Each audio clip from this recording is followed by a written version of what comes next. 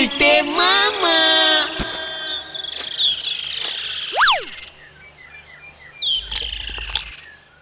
হলো গুলটে মামা?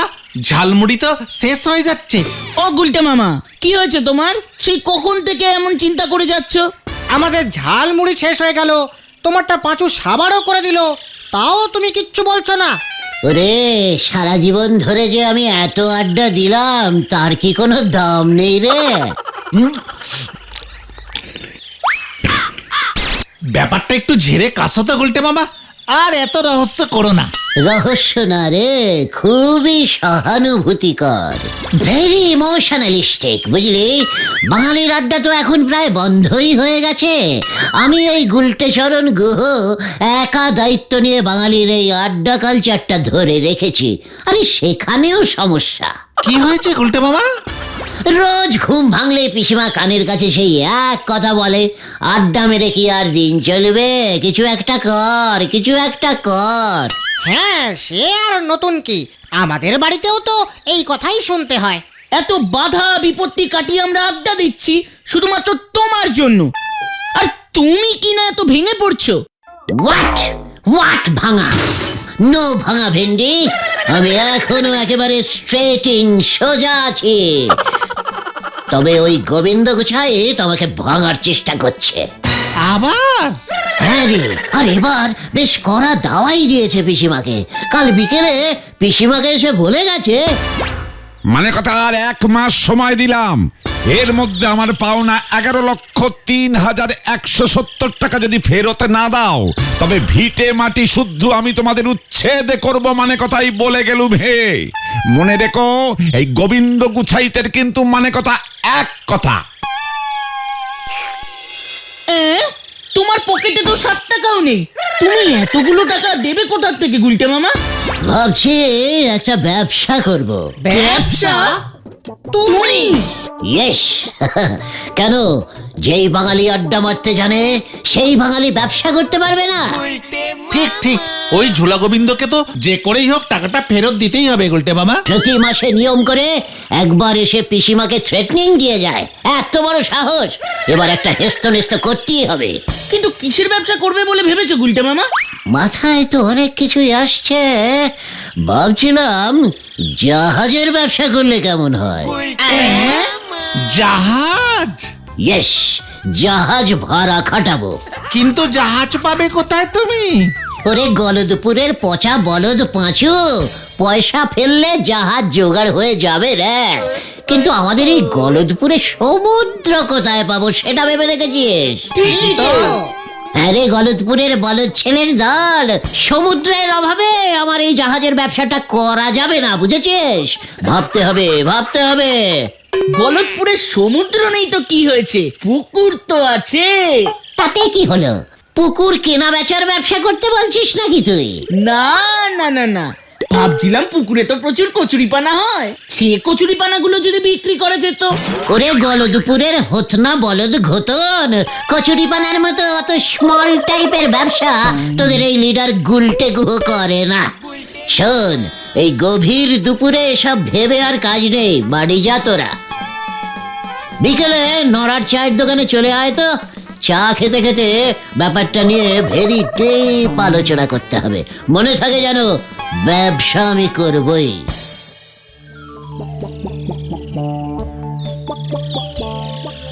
নরা, ওরে নরা নরা নরা!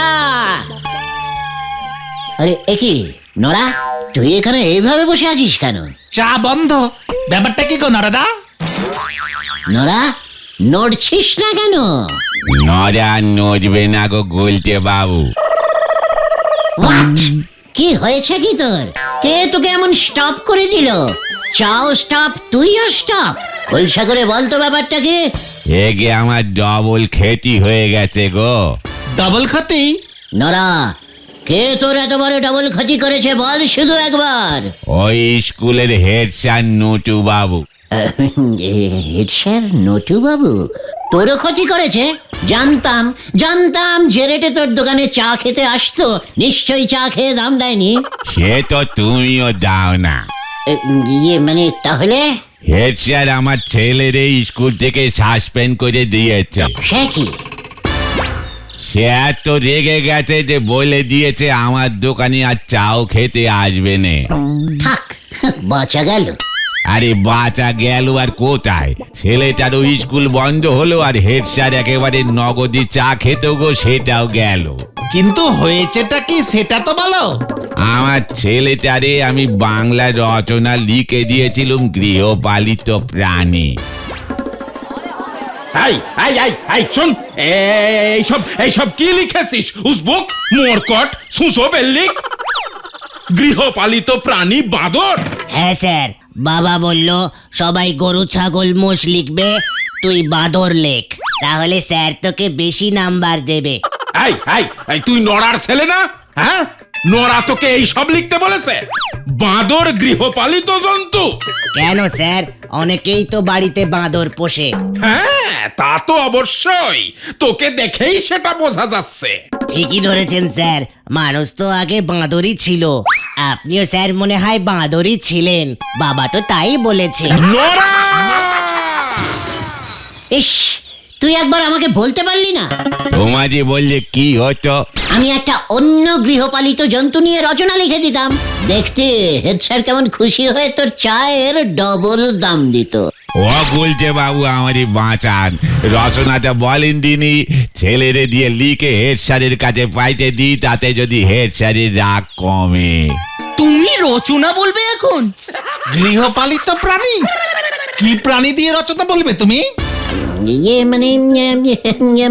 মানে গৃহপালিত আনকমন প্রাণী, যেমন হচ্ছে গিয়ে তোর হাতি। ইয়েস, হাতি।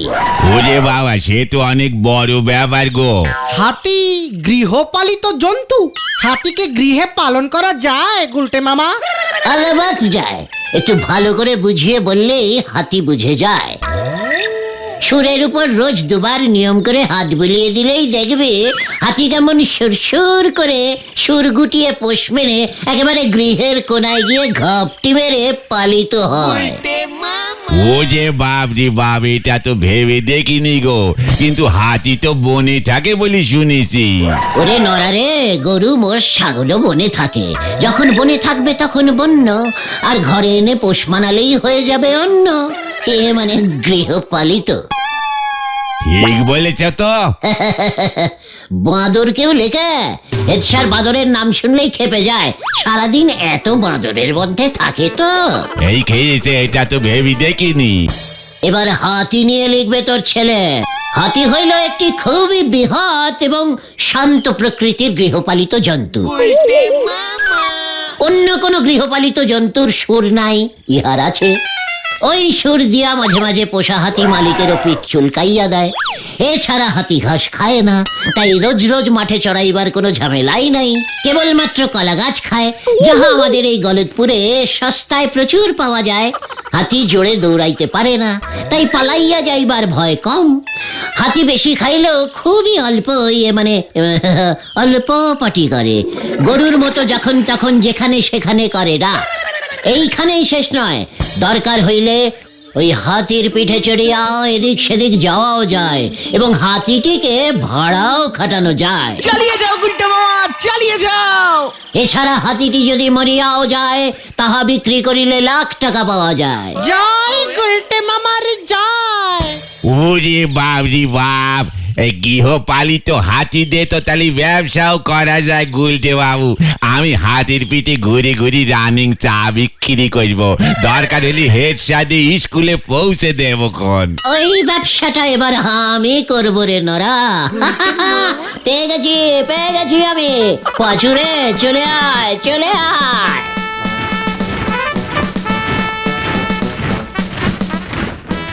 ওরে বাপরি বাপ, হাতি দেশে অত নচনা দেখা যায় সেটা তো ভেবে দেখিনি, কিন্তু গুলটে বাবু হাতির ব্যবসা করবে বলছে। কিন্তু আমাদের এই গলতপুরে হাতিটা পাবে কোথায় সেটা তো বললনি। কি জানি, আমি বরং শর্ট করে যে রচনাটা লিখে ফেলি গে।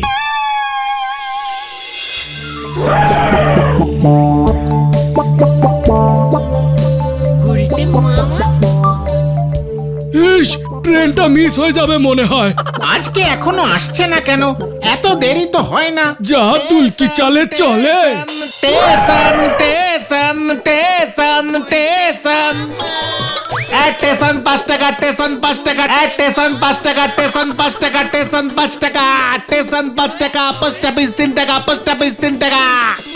আরে আরে আরে দাঁড়ান দাঁড়ান দাঁড়ান, আমি পোস্ট অফিসে যাব। থামুন থামুন। বসার জায়গা নেই, ঝুলে যেতে হবে। ও তাই যাব তাই যাব। 3 টাকা 3 টাকা 3 ticket ticket ticket. Stop stop stop, post office চলে এসছে, পোস্ট অফিস পোস্ট অফিস। স্টেশনে দেখা যায়, স্টেশনে দেখা যায়, স্টেশনে দেখাচ্ছে। হাতি এখন গ্যারেজ যাবে, গ্যারেজ গ্যারেজ, হাতি এখন গ্যারেজ যাবে। নামুন নামুন।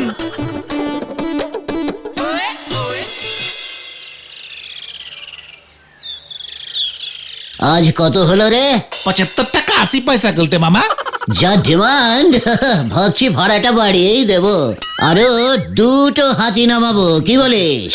হ্যাঁ গুলটে মামা, পেট্রোল ডিজেল কিছুই লাগছে না, ফুল প্রফিট। মধুদার কলা বাগান থেকে গোটা 10 কলা গাছ কেটে আনিস তো ঘটনা। ঠিক আছে গুলটা মামা। ও গুলটে মামা, গুলটা মামা, গুলটে মামা। হ্যাঁ, মানে কি কি কি হয়েছে কি? এত হাঁক ডাক করছিস কেন? কি ভাবছো গো তুমি? হাতি, হাতির ব্যবসাটার কথা ভাবছি রে। কিন্তু ব্যবসা যে করবে, হাতি কই? কিনতে হবে। হাতির তো মনে হয় অনেক দাম হবে। টাকা কে দেবে? ওই গোবিন্দ গুছাই? কে রে পাচু? ওরে, বিজনেস অত সোজা ব্যাপার নয়। বিজনেসের টাকা জোগাড় করতে হয় ব্যাংক থেকে। হ্যাঁ রে, কালকেই সকাল সকাল আমাদের গলতপুরের ধনভান্ডার ব্যাংকে যেতে হবে। ম্যানেজারের সঙ্গে কথা বলতে হবে, বুঝলি? ম্যানেজার যখন শুনবে না যে আমি এমন একটা হাতির ব্যবসা করতে চলেছি, দেখবে কেমন খাতির করে। এই, আগামীকাল কিন্তু তোরা তৈরি থাকিস।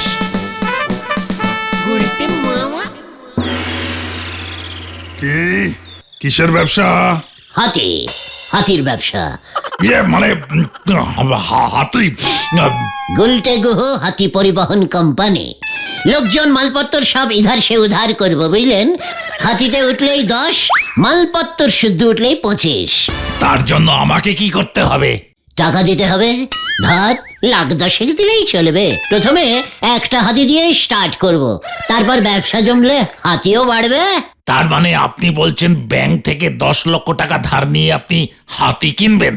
আলবাত, গুলটে গুহ হাতি পরিবহন কোম্পানি খুলবো। বেরিয়ে যান, বেরিয়ে যান বলছি, বেরিয়ে যান। দারোয়ান! এই দেখো, কি মুশকিল, হঠাৎ খোঁজে গেলেন কেন? আবার দারোয়ান কেন?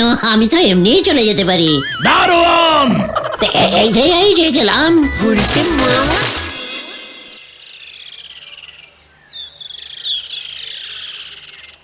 গুলটে মামা, ব্যাংক টাকা ধার দিল না? তোর সামান্য 10 লাখ টাকাই নাকি ওদের কাছে নেই। তাহলে তোমার ব্যবসা করাটা বোধহয় হলো না গো গুলটে মামা। মুখ শান্তিং কর ভেন্ডে। বড় বড় ব্যবসায়ীরা এমন অনেক ছোট ছোট কষ্ট সহ্য করে। একদিন দেখবে এই গলতপুরের ধনভান্ডার ব্যাংকে আমার 10টা হাতি ভাড়া খাটবে। সবটাই তো বুঝলাম, এখন তুমি হাতি পাবে কোথায়? চিড়িয়াখানায়। আরে গলতপুরের বলদ ছেলের দল, আমার মাথা হলো পাকা বিজনেসম্যানের মাথা রে। আমার চিন্তা করা হয়ে গেছে। চিড়িয়াখানায় হাতিগুলো কোনো কম্ম করে না, সারাক্ষণ দাঁড়িয়ে থাকে আর ন্যাজ নাড়ে। এবার ওদের কাজে লাগাতে হবে, বুঝলি? চল শহরের চিড়িয়াখানায় যাই, ফলো মে। হয়ে গেল, জানি না কি আছে কপালে।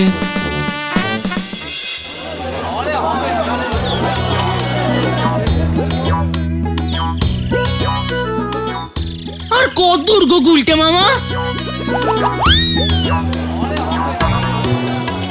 এই তো এসে গেছি।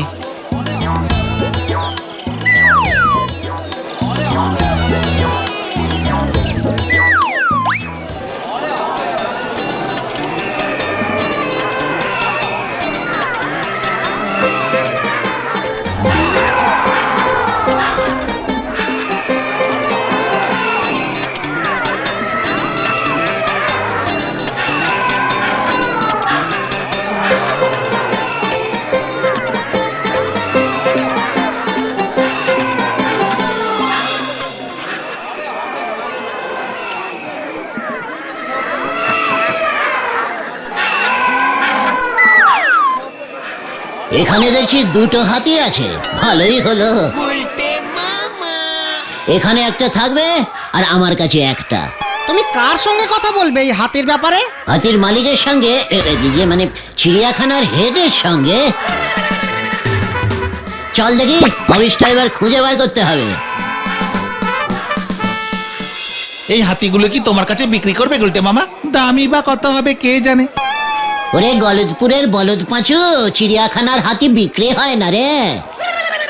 ভাবছি হাতি আমি ভাড়া নেব। সারাদিন এক জায়গায় দাঁড়িয়ে থাকে, হাঁটাহাঁটি করলে শরীরটাও ভালো থাকবে।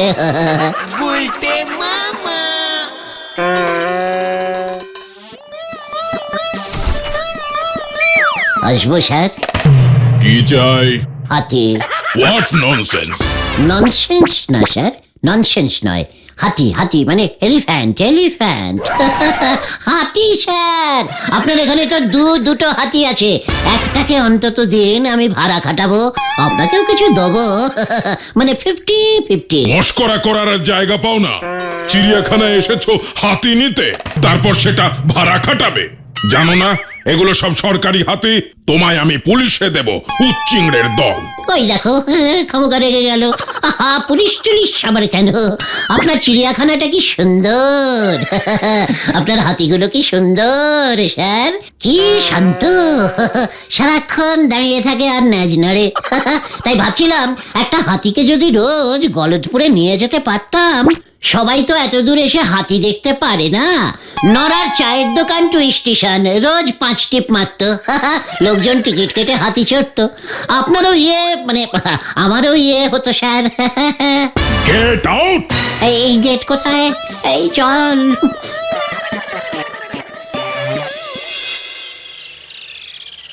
আমার মাথায় রোগ চেপে গেছে রে, হাতির ব্যবসা আমি করবই।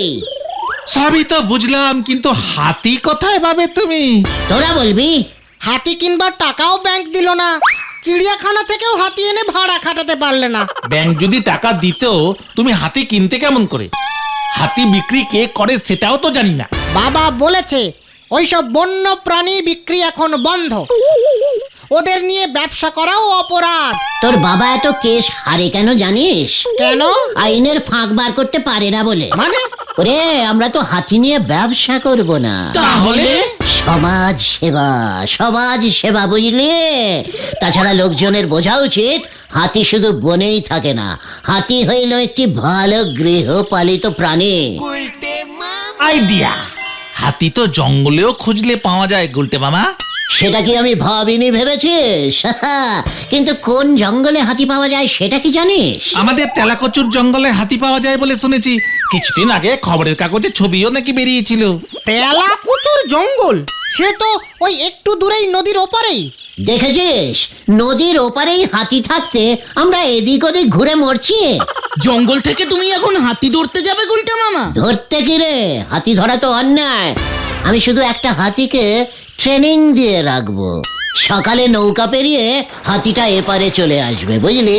সারাদিন আমাদের সঙ্গে থাকবে, রাতে আবার ঘরের হাতি ঘরে মানে জঙ্গলে ফিরে যাবে। জয় গুরু! এতটা ট্রেনিং তুমি হাতিটাকে দিতে পারবে গুলটে মামা? ওরে গলদপুরের বেকার বলদের দল, আমার পিসিমার শ্বশুর গগনচরণ মশাইয়ের এক সময় হাতি ছিল, তোরা ভুলে যাস না। আর কুস্তি লড়ে সেই হাতি আমি জিতেছিলাম। ওই হাতিকে চান করানো থেকে খাওয়ানো সবই তো আমি করতাম রে। ঠিক।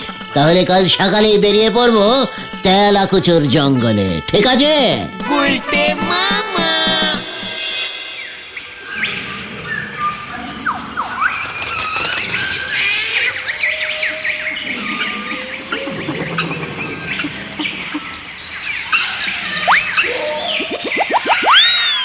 তুমি কি কিছু দেখতে পেলে গুলটে মামা? না, মনে হচ্ছে এই জঙ্গলে হাতি কেন, একটা বন্য খ্যাঁকশিয়ালও নেই। মোটেও না, বাবাও বলেছে এই জঙ্গলে হাতি আছে। দেখো গুলটে মামা কি এনেছি। বন্য কলা দে, হাতি যখন পেলাম না তখন কলাই খাই।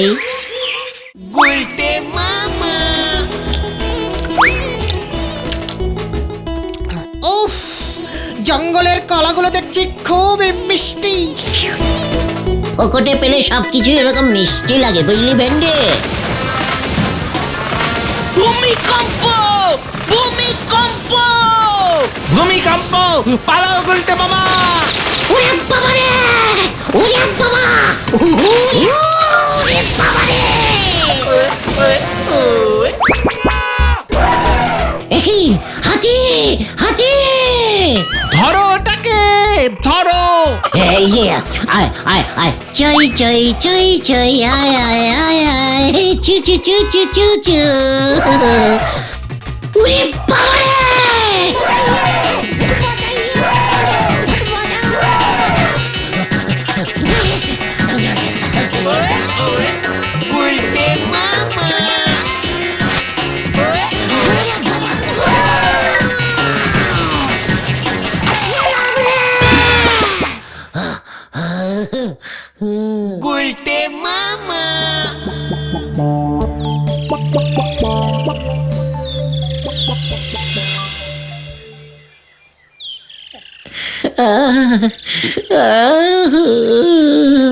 আমি আর হাতির ব্যবসা করব না রে ভাইটুগন।